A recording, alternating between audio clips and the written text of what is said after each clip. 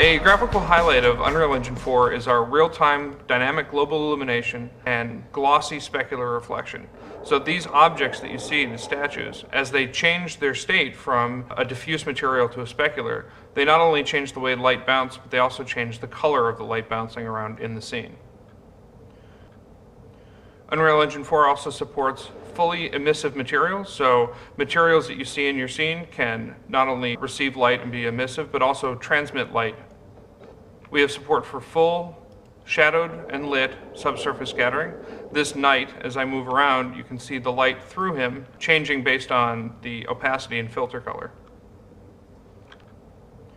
Unreal Engine 4 uses a fully deferred renderer. One of the applications for this is deferred decals. So this sphere drops wet decals on the ground, which change not only the diffuse and specular, but also the normals of the surface.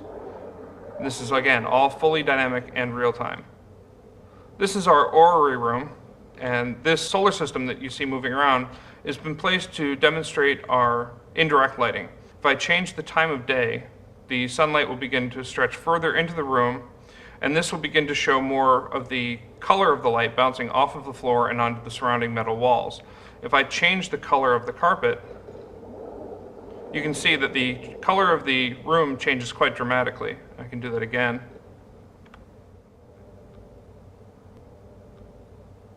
There we go. Now if I were to say, grab my spotlight planet here and use it to illuminate my room, as I move it around, it illuminates different elements of the scene, which then bounce their colored light on every aspect of the scene correctly. You can even see the reflection of the different floor colors on this sphere itself. This next room highlights our dynamically lit particle systems. So I have a number of particle systems here, all being illuminated by the dynamic elements of the scene. I can turn on my own flashlight and illuminate it, or even pick up my spotlight planet from the previous room and throw it in. And you'll see this all works together dynamically in real time.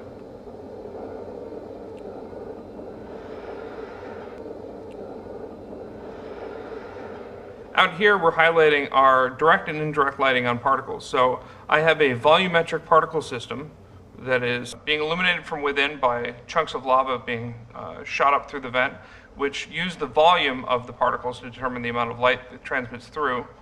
The particles are being illuminated directly by the sun and also picking up indirect illumination from the sun bouncing off the world. They're also correctly shadowing the environment around them.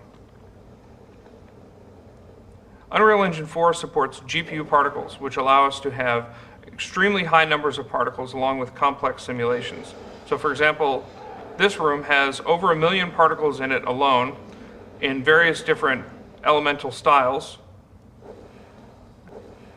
I have fire and ice, obviously, with very different effects. And then I have a final magic effect, and this effect is demonstrating our vector displacement fields, which can be dynamic and fully interactive. So I have a vector field on this object, and as I move it around, it displaces the particles as it travels through them. And I can even turn it off and have it all wisp away. This room is highlighting our improvements to post-process. We now have per pixel lens flares, so any bright element in the scene will become part of the lens flare, as well as full eye adaptation. So if the windows were to suddenly close, my scene becomes dark, my eye adaptation will adapt the focus exposure, and then if the floor were to collapse, I have bright elements in my scene, so my lens flares are back, and it's all, again, fully dynamic and fully real-time. Heading up the stairs, we come to the hallway from our demonstration. And this has both my night from the cinematic and also full time of day. So if I watch the sunset,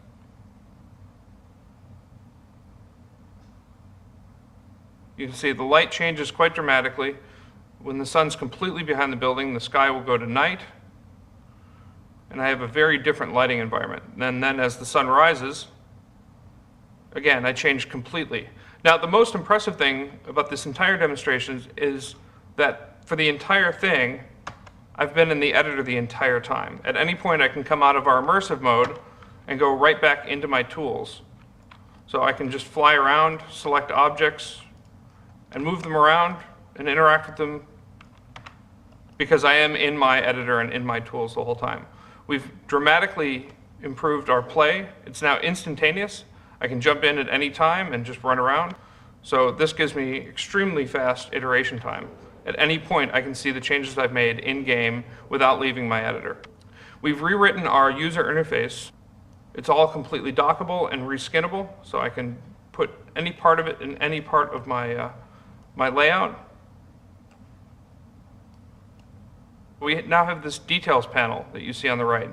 And details allows me to see not only the properties of the object, but also in-depth information about it. For example, what class it is, where its location in the world, as well as what materials are applied, and even drill down further and see what textures are part of that material. I mentioned I can see what class it is, and that's very important because this is a blueprint.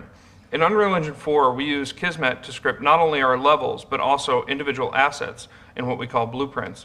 A blueprint allows me to have an instanced class placed in my level that can have custom behavior. So for example, when I click on this statue, you can see the Kismet graph executing in sequence, so I can see exactly what's going on at any point.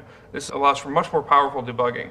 At any point, I can jump out and go over and begin making changes, drag off to create new connections with a nicely laid out list of things that I can call from this point. I can also quickly put a breakpoint in, and now when I play, if I trigger that breakpoint, it will stop the editor, stop the game, allow me to step through and see the state of any of these values, and then resume and see the continuing game. Turn that breakpoint off again, and if I wanted to say make a change to this, it's as easy as dragging off. So I'll add a delay, give it a default duration of 3 seconds, and wire it in. And now when I play, when I click on my statue, I hit my delay, I see the countdown for how long it's got left, and then it executes the script again. So this allows us to make changes and iterate on them extremely quickly. Talking a bit about the indirect lighting, if I select the post-process for this environment and filter for the voxel lighting intensity, if I bring that down, this is what the scene would look like without any bounce lighting being derived. So there's no complex specular, there's very little secondary lighting in the scene, but if I bring that back up, I begin to get my metallic reflections, my complex secondary lighting on all of my objects, as well as a much more realistic environment.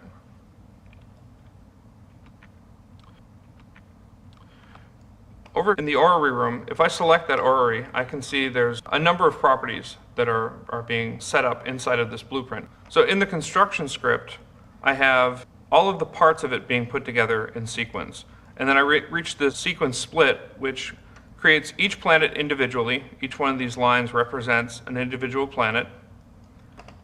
And then I have all of the variables that are used to drive the various behavior. Now, this is what the variables tab looks like.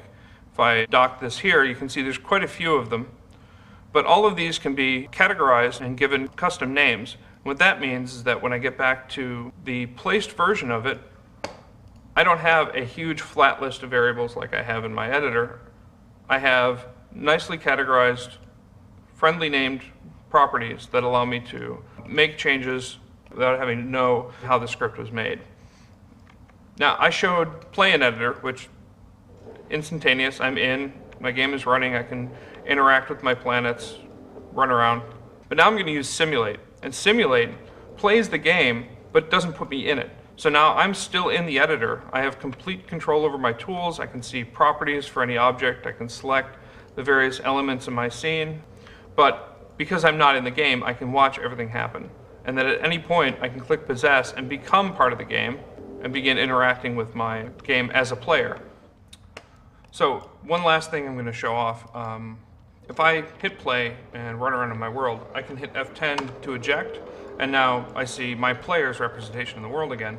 If I open up his details panel and his code view, it will populate with the functions for that class, in this case a player. If I double click on one of those functions, it will open the source file for that class and go straight to that function. So this has leg strength, and I'll change that, minimize this, and I'm going to click compile and possess. So I'm back in my character playing the game. I can't jump very high, but when it finishes compiling, I become superhuman. So I can make these kind of changes while I'm playing the game, while I'm in my editor, while I'm making changes to my environment and my tools and everything, all in real time, as you see.